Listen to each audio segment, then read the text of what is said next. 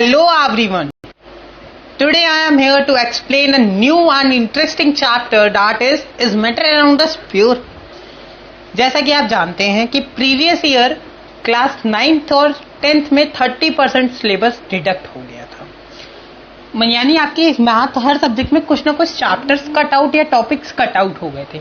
लेकिन इस साल ऐसा कुछ भी नहीं है। इस साल आपको सारे चैप्टर्स पढ़ने हैं। अभी तक कोई भी सीबीएसई का ऐसा नोटिफिकेशन नहीं आया है जिसमें ये क्लियर किया गया हो कि आपका कुछ सिलेबस रिड्यूस्ड है या जो पिछले साल रिड्यूस सिलेबस था वही इस साल भी रहेगा। कुछ नहीं, आपको इस साल A to Z एक एक चैप्टर पढ़ना है। वो बात अलग की है कि आपके स्कूल्स में अगर कुछ चैप्टर कटवाए जाते हैं तो वो बात अलग की है।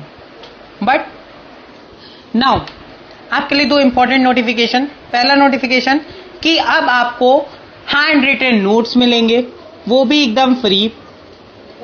प्रीवियस 10 इयर्स के पेपर मिलेंगे, वो भी फ्री। टेस्ट सीरीज मिलेंगी, वो भी एकदम फ्री। यानी A to Z जितना स्टडी मटेरियल आपको चाहिए सब फ्री। बस आपको एक काम करना है, मेरे चैनल को सब्सक्राइब करना है और नीचे डिस्क्रिप्शन में दी गई लिंक को क्लिक करना है और सिंपली मेरी टेलीग्राम चैनल को ज्वाइन कर लेना है। उसको ज्वाइन करते ही आपको एक एक आपका डाउट वहां पे क्लियर होगा। एक एक स्टडी मटेरियल, एक एक चैप्टर का पर्टिकुलर नोट्स मिलेगा, एक एक कंसेप्ट मिलेगा आपको। प्रीवियस 10 इयर्स के पेपर मिलेंगे आपको, सैंपल पेपर, और एग्जाम फॉर्मेट वहां पे मिल जाएगा आपको। A to Z कंप्लीटली हर एक स्टडी मटेरियल आपको वहां पे फ्री मिल जाएगा। मैंने आपको प्रीवियस वीडियो में कहा था कि आप 100 सब्सक्राइबर्स करा दो, मैं आपको एक डाउट सेशन दूंगा। बट अब आपका डाउट सारे वहीं क्लियर होंगे, यानी टेलीग्राम चैनल पे, क्योंकि अभी 100 सब्सक्राइबर्स हुए नहीं है और कुछ बच्चों के मेरे पास मैसेज आया है कि भैया मुझे डाउट है, एक डाउट सेशन बना दो। लेकिन डाउट सेशन जब तक 100 सब्सक्राइबर्स नहीं होंगे तब तक नहीं बनेगा। इसलिए मैंने ये टेलीग्राम चैनल बनाया है कि आपके डाउट्स वहां पे क्लियर हो जाए। चलिए आज हम लोग अपने चैप्टर की बात कर लेते हैं। Move on to chapter. Chapter का नाम है is matter around us pure. Simply पहली चीज, मैटर होता क्या है? मैटर वो होता है जिसका कुछ मास हो, कुछ वॉल्यूम हो और कुछ स्पेस ऑक्यूपाई करे,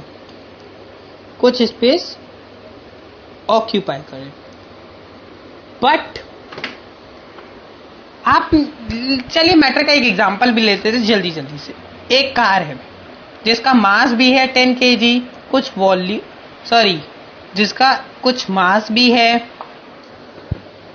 जिसका वॉल्यूम भी है। कार का आपके पास सब कुछ है, ये स्पेस भी ऑक्यूपाई करता है, इसका मास भी है, वॉल्यूम भी है, स्पेस भी ऑक्यूपाई करता है। यानी कार एक क्या है? एक मैटर है। आपको कमेंट में सिंपली बताना है कौन सी ऐसी चीज है जो मैटर नहीं है। रिप्लाई, क्या कोई ऐसी चीज है जो मैटर नहीं है? कोई छोटी से छोटी चीज भी अगर आप कमेंट में बताते हैं तो मैं जान जाऊंगा कि आपने चैप्टर सिंपली कुछ थोड़ा बहुत भी आपने ऑनलाइन क्लासेस में पढ़ा है। चलिए मूव ऑन टू चैप्टर। यहां आप देख पा रहे होंगे कि ये जो मैटर का चार्ट है, यहां पे मैटर के दो टाइप्स हैं, एक प्योर, एक मिक्सचर। एक प्योर एक इम्प्योर भी होता है। अभी प्योर पे देखते हैं। प्योर में भी दो आ जाते हैं, एक एलिमेंट, एक कंपाउंड। फिर मिक्सचर में भी दो, होमोजीनियस, हेट्रोजीनियस। ओके, चलिए आगे देखते हैं। प्योर सब्सटेंस होते क्या है? जो एक सिंगल टाइप के बने हो, या तो एलिमेंट का हो या तो वो कंपाउंड का हो। जैसे iron, copper, hydrogen, oxide, water, sugar, common salt etcetera. इतने सारे एग्जांपल हैं। ये जो आप पीपीटी देख रहे हैं, इसकी भी लिंक और इसका भी आपको वहीं पे, यानी इस पीपीटी का, ये पीपीटी भी आपको वहीं टेलीग्राम लिंक पे मिलेगी। दूसरी चीज, आपको इस चैप्टर के फ्री एनसीईआरटी सॉल्यूशंस भी वहीं मिल जाएंगे। चलिए, मिक्सचर क्या होता है? मिक्सचर से आप पहले ही समझ गए होंगे कि दो चीजों का मिलाव। कौन सी दो चीजें? मैं पूछता हूं, विच टू थिंग्स? आप कौन सी दो चीजों की बात कर रहे हो? दो या दो से ज्यादा चीजें जो मिक्सचर हो, ठीक है। दो या दो से ज्यादा प्योर सब्सटेंसेस का जो सब्सटेंस बना रहता है उसको हम मिक्सचर कहते हैं। जैसे आपके सामने बहुत सारे एग्जांपल हैं। पहला एग्जांपल तो आपके पास सैंड और सॉल्ट का हो गया, सैंड और सॉल्ट का। चलिए, डिफरेंस क्या होता है प्योर सब्सटेंस और मिक्सचर में? प्योर सब्सटेंस एक ही टाइप के सिंगल टाइप के सब्सटेंस को कंसिस्ट करते हैं, लेकिन मिक्सचर 2 या 2 से ज्यादा सब्सटेंस को कंसिस्ट करते हैं। प्योर सब्सटेंस को फिजिकल मेथड्स के द्वारा आप सेपरेट नहीं कर सकते, बट मिक्सचर को कर सकते हैं। और प्योर सब्सटेंस की कुछ डेफिनाइट प्रॉपर्टीज होती हैं, और मिक्सचर जो होता है वो अपने कंपोनेंट्स की प्रॉपर्टीज शो करता है। अब प्योर सब्सटेंस को भी हम 2 पार्ट्स में डिवाइड करते हैं, एक होता है एलिमेंट, एक होता है कंपाउंड। इसके बारे में भी हमने आपको बताया कि एक होता है एलिमेंट, एक होता है कंपाउंड।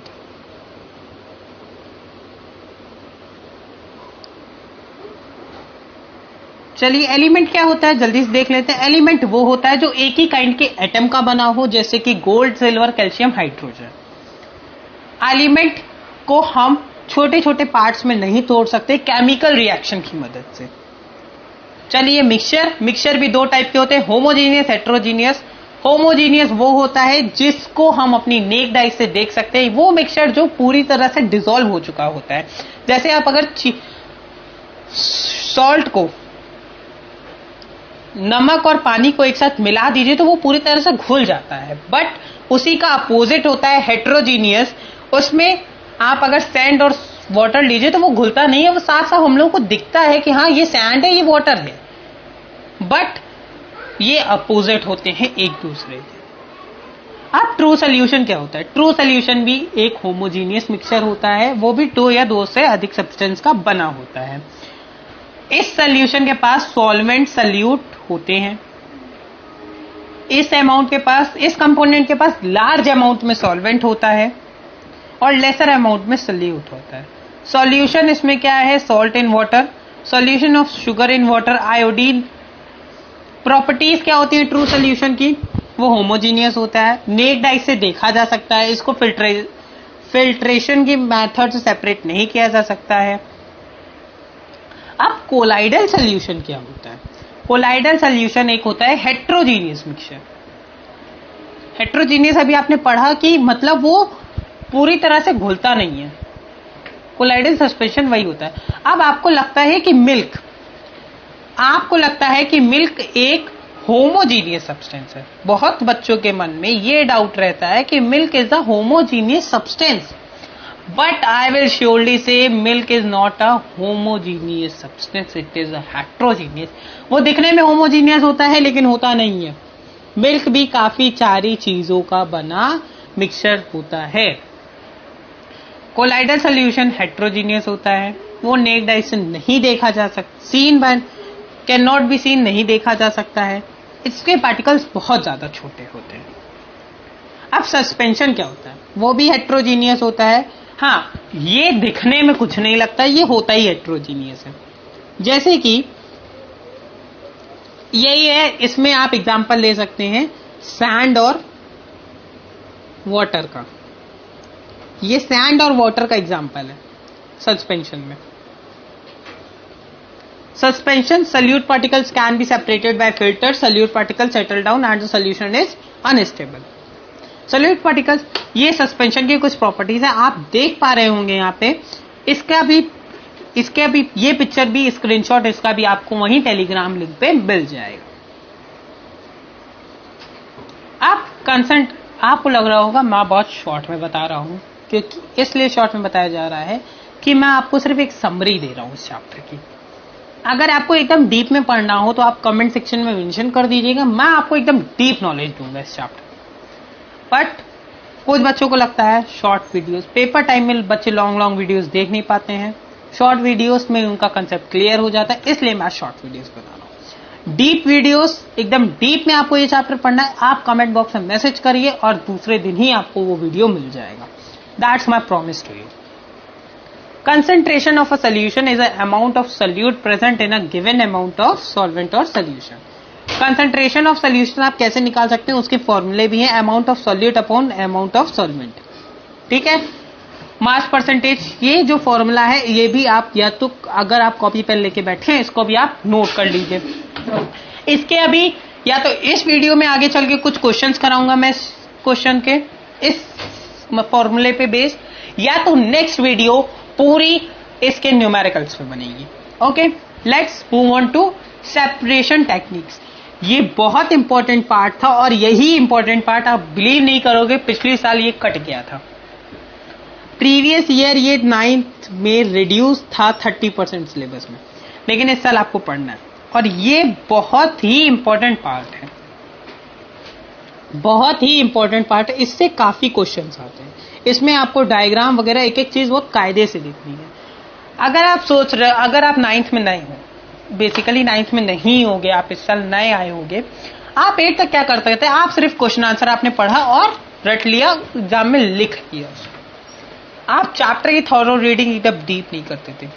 बट मैं आपको बता दूं कि 9th में पिछले साल से सीबीएसई ने एक नया पैटर्न लॉन्च किया है जिसमें आपका आती है case study.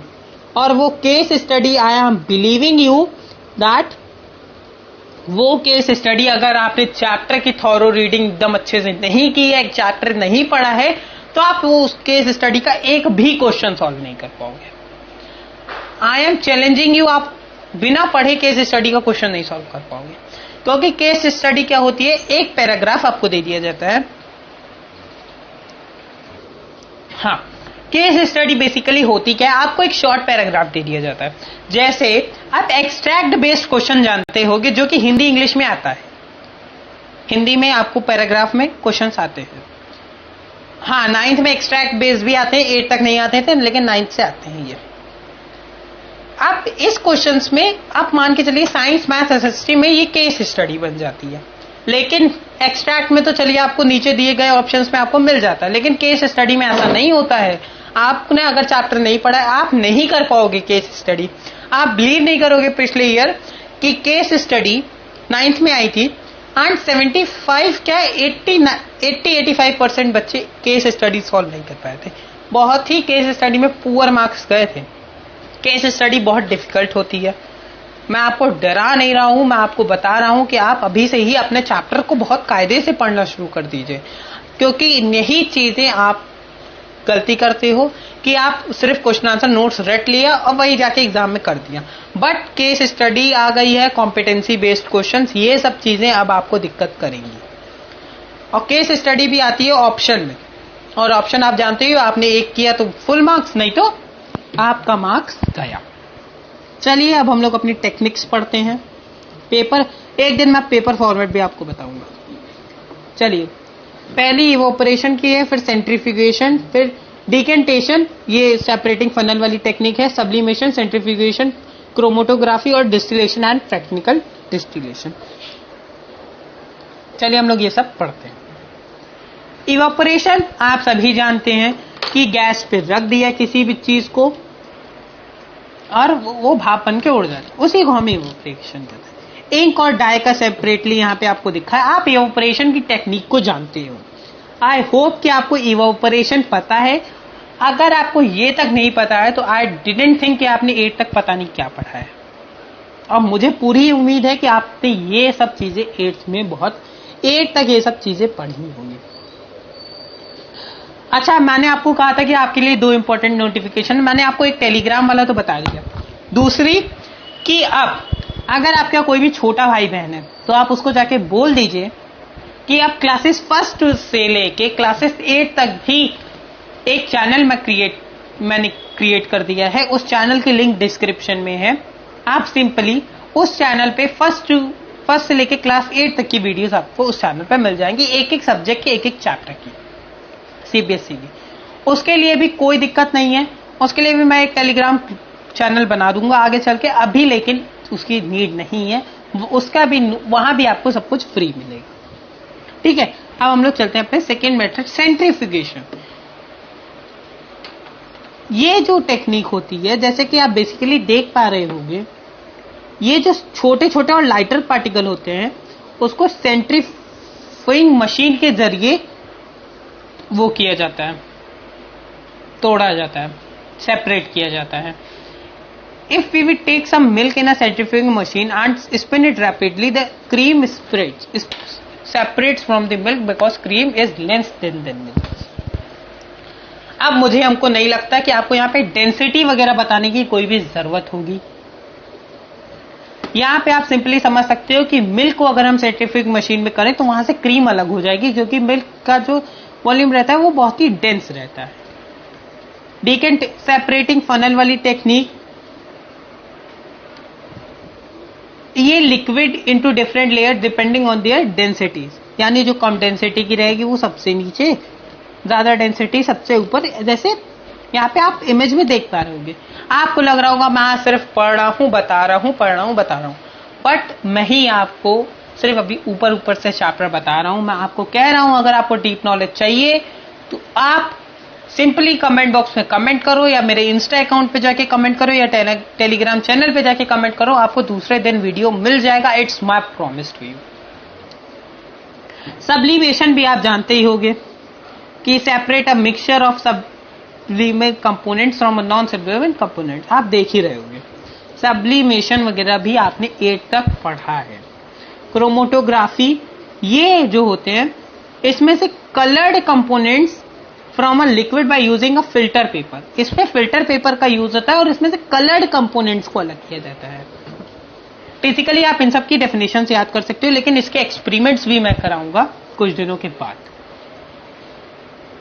Fractional distillation is used for separating a mixture of 2 और more miscible liquids whose difference is boiling point is, हाँ ये जो होता है फ्रैक्शनल डिस्टिलेशन मिक्सेबल लिक्विड्स का होता है, यानी जैसे आपने 2 चीज जो लिक्विड है वो मिक्सेबल है तो वो आपका फ्रैक्शनल डिस्टिलेशन में आएगा। Separation of components of air, अब एयर का सेपरेशन कैसे होता है?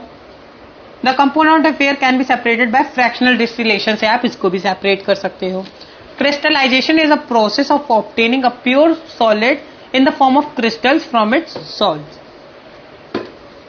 ये जो आप देख रहे हो ये है क्रिस्टल्स, ये क्या है?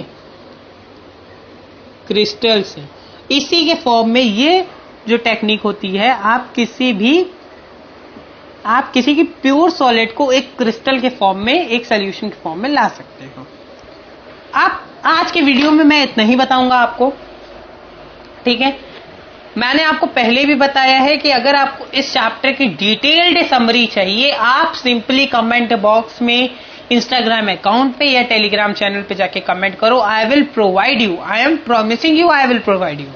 और important notification, I am repeating once again कि टेलीग्राम चैनल की लिंक डिस्क्रिप्शन में है, आप जाके उसको क्लिक कर दो, आपको वहां पे हर एक अपडेट, हर एक study material free of cost मिल जाएगा। दूसरी इंपॉर्टेंट न्यूज ये थी कि आप क्लासेस 1 से लेके 8 तक सीबीएसई की आपको फिक्र करने की जरूरत नहीं है, वो भी एक चैनल क्रिएट हो चुका है, उसकी भी लिंक आपको डिस्क्रिप्शन में मिल जाएगी। That's all for the day. अब नेक्स्ट वीडियो आपको कौन से चैप्टर पे चाहिए, या अगर आपको इसी चैप्टर की डिटेल्ड समरी चाहिए, या अभी तक जितने भी चैप्टर्स पढ़ाए हैं किसी भी की डिटेल्ड समरी चाहिए, तो आप सिंपली कमेंट बॉक्स में मैसेज करो। Thank you.